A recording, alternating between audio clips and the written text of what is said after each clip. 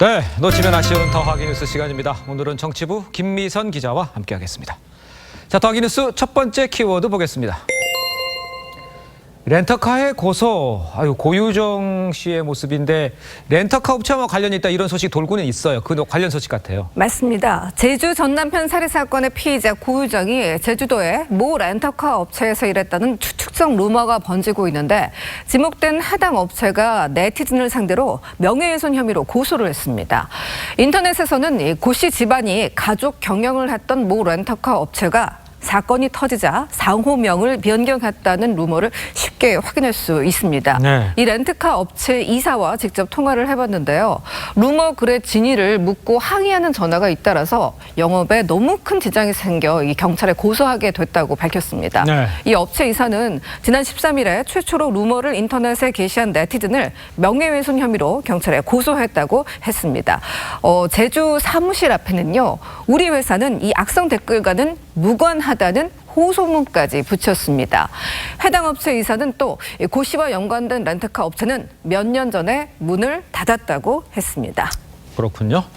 자, 두 번째 키워드 볼까요? 조화 연구 보존. 김정은 위원장이 고 이희호 여사한테 보낸 이 조화인데 이와 관련된 소식입니까?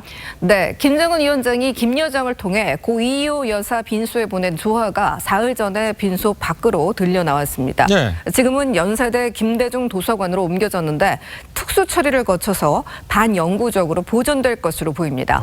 김대중 평화센터 관계자를 인용한 보도에 따르면 이 조화는 지금 김대중 도서관 내 수장고에 보관돼 있고 회의를 거쳐서 반영구 보존하거나 리본만 보관하게 될 것으로 보입니다. 10년 전에 김대중 전 대통령 서거 당시 김정일이 보낸 조화도 현재 김대중 도서관에서 비공개로 보관 중입니다.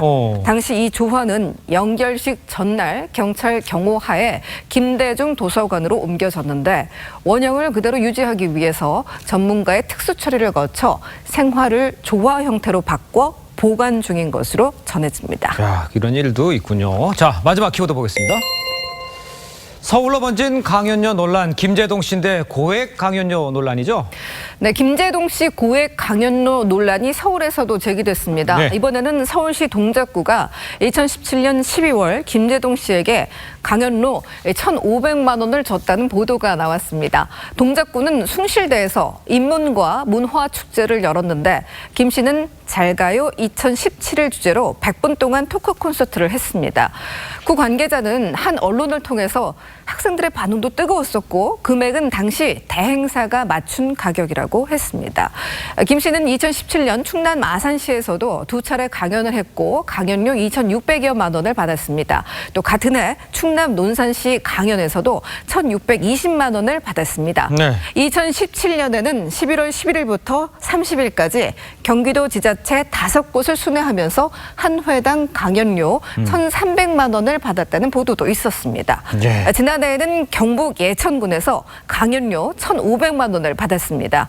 최근에는 대전 대덕구에서 1,550만 원의 토크 콘서트를 열 계획이었지만 고액 강연료 논란에 취소한 바 있습니다. 이 대전에서 시작된 고액 강연료 논란이 충청, 경기, 경북 등에 이어서 서울에서도 제기되고 있습니다. 그러네요. 지금 잘 들었습니다. 지금까지 김미선 기자였습니다. 수고했습니다.